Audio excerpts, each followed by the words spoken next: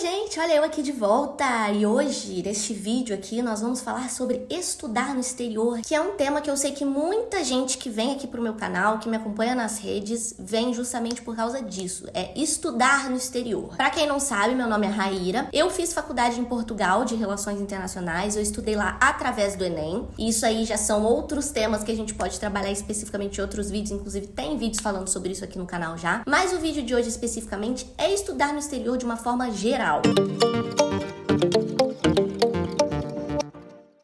Então, gente, antes de tudo, eu queria pedir encarecidamente que vocês se inscrevessem aqui no canal e curtissem esse vídeo. Pra quem produz vídeo aqui no YouTube, é muito importante esse feedback pra gente conseguir levar esse vídeo para mais pessoas. Se vocês quiserem me acompanhar nas outras redes também, eu criei um TikTok pra falar sobre relações internacionais, contextualizar temas da política, e também o meu Instagram, o Instagram do IQRI, que é a minha plataforma de relações internacionais. Tem muito perfil legal dentro deste canal aqui que eu consigo fornecer pra vocês conteúdos das RI. Todos os perfis vão estar aqui embaixo e eu convido vocês para seguirem, para vocês estarem antenados também das atualizações de quando eu trago mais vídeos aqui no canal. Falando especificamente sobre estudar no exterior, a primeira coisa que eu tenho para falar, assim, importantíssima para vocês, é que estudar no exterior não é uma decisão que você toma da noite pro dia. Primeiro por questão financeira, porque quando a gente vai estudar fora, não é necessariamente uma coisa barata, mesmo que você vá com bolsa, tem que ter um planejamento financeiro sim, né? Você vai estar em outro país com uma outra moeda, você não sabe como funciona o custo de vida nesse outro país que você vai. Primeiro, custo financeiro. Segundo, o custo emocional. A gente sabe que às vezes sair da zona de conforto é muito difícil, principalmente para quem é muito apegado à família, para quem é muito apegado aos amigos, para quem nunca saiu do país, por exemplo. O custo emocional também é uma coisa a se levar em conta. Não é um mar de flores. Eu lembro que quando eu fui morar em Portugal, a dica de uma amiga, de uma conhecida que me recebeu lá, a primeira coisa que ela me falou foi: Raíra, você tem que saber que você vai matar um leão por dia, porque você tá num lugar totalmente novo, né? A gente chega sozinho na maioria das vezes. Vão ter obstáculos ali que não necessariamente você vai conseguir correr de volta para sua casa e pedir ajuda pros seus pais, pros seus familiares, pros seus amigos da noite pro dia, né? E a outra que é o planejamento, gente, porque você estudar fora requer muita burocracia, querendo ou não, né? São documentações, são vistos, são papeladas e mais papeladas que a gente precisa resolver antes de ir para uma universidade no exterior. Então não dá para você pensar que no mês que vem ou daqui 2, 3 semanas você vai pegar a sua malinha e vai mudar para o país que você quer estudar. Não é bem assim que funciona. Coloque em mente que estudar fora precisa, assim, requer alguns meses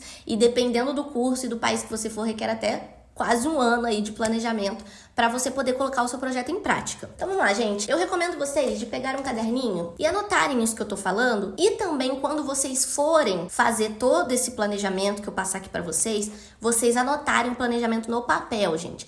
E eu não tô falando de anotar nas notas do celular, não tô falando de anotar no seu computador. Pode também, claro, mas eu tô falando de anotar no papel porque quando você escreve as coisas no papel e você tem aquilo fixado numa folha, num caderno, você consegue retornar aquilo de forma muito mais fácil e olhar o seu projeto. Primeira coisa que eu tenho para falar para vocês: requisitos de admissão. Quando você selecionar as faculdades e o país que você quer ir, que você quer estudar, entenda quais são os requisitos para você ser aceito nessa universidade. Existem pontuações específicas que você tem que alcançar? Você tem que fazer algum teste de proficiência de língua? Você tem que fazer um teste de francês, de inglês, de espanhol, enfim. Você tem que mostrar, você tem que ter um mínimo de nota de alguma faculdade ou de algum curso que você fez aqui no Brasil? Primeiro vejam os requisitos. Por exemplo, existem cursos de pós-graduação nos Estados Unidos que você tem que fazer meio que um exame nacional deles. Então, assim, qual é o teste que eu tenho que fazer lá? Qual é o exame que eu tenho que fazer lá? Anota todos os requisitos de todas as universidades que você quer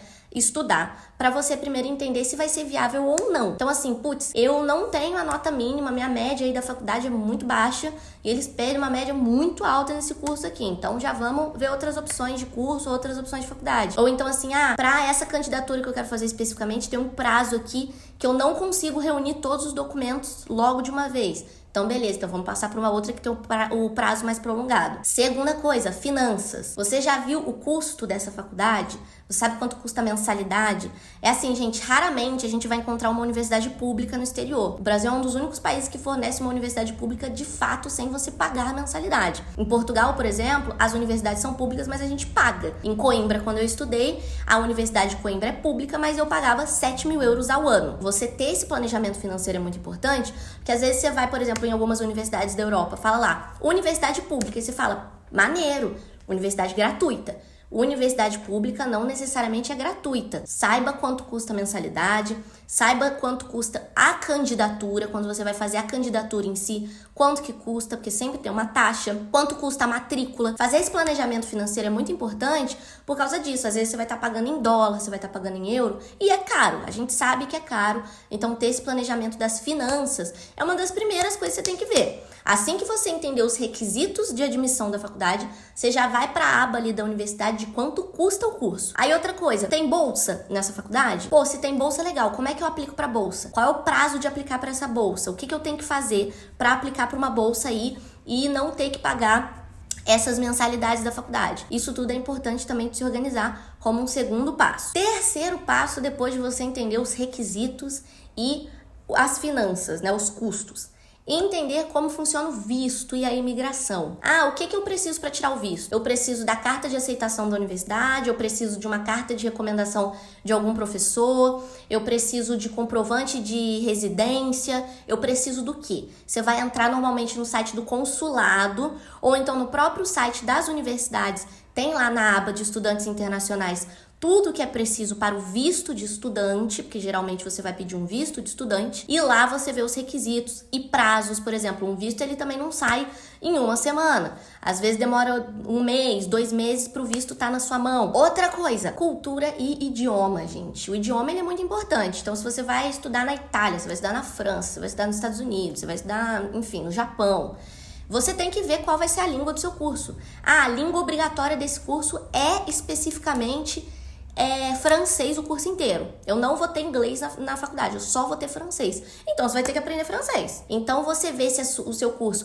tem possibilidade de você fazer as matérias em inglês, se você obrigatoriamente vai ter que fazer as matérias em outras línguas, e se você tiver que fazer a matéria em outras línguas, geralmente eles pedem o teste de proficiência, né, que é o teste de língua, que você vai ter que fazer antes também, para comprovar que você tem conhecimento daquela língua. Outra, saúde e segurança, gente. Você entender se você vai precisar de um plano de saúde internacional, você entender se o acesso à saúde pública nesse país é bom. Geralmente, quando você vai emitir um visto de estudante, eles pedem por obrigação que você tenha um seguro saúde, pelo menos para você entrar naquele país, pelo menos para você já começar a viver naquele país. E aí lá dentro você se desenvolve. Por exemplo, Portugal tem o sistema público de saúde lá, que todo mundo tem acesso. A gente pode emitir um documento aqui no Brasil chamado PB4, e com esse documento a gente consegue ter acesso ao sistema de saúde público em Portugal.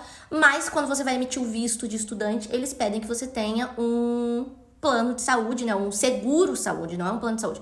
Um seguro saúde particular para você pelo menos entrar no país. Se você vai para um país, por exemplo, onde a saúde é muito debilitada, onde o sistema de saúde, os hospitais são muito precários, se você tem alguma utilização de medicamento específico que você precisa de receita para levar, se aquele país tem esse tipo de medicamento que você utiliza, né? Isso tudo é muito importante, gente, porque com saúde a gente não brinca. E se você está indo sozinho morar num país totalmente diferente, você tem que entender que às vezes vão haver momentos de emergência que você vai precisar de um medicamento, que você vai às vezes precisar ir numa clínica, fazer exames de rotina, enfim. Como é que funcionam as farmácias? O remédio é caro? Como é que funciona? Por exemplo, em Portugal, o que eu costumava fazer era levar alguns remedinhos que eu já estava acostumada a tomar aqui no Brasil, coisas do dia a dia, tipo remédio de dor de cabeça, remédio de nariz, remédio de cólica.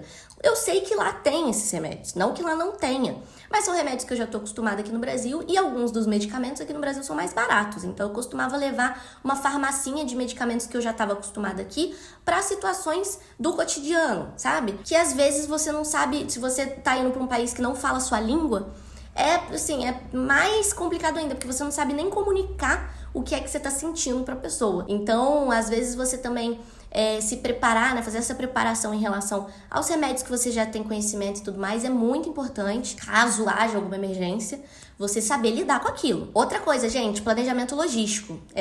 Também é essencial, é você entender como que você vai para aquele país. Putz, eu passei na faculdade, eu consegui minha carta de aceitação, eu consegui meu visto, tá tudo pronto, beleza.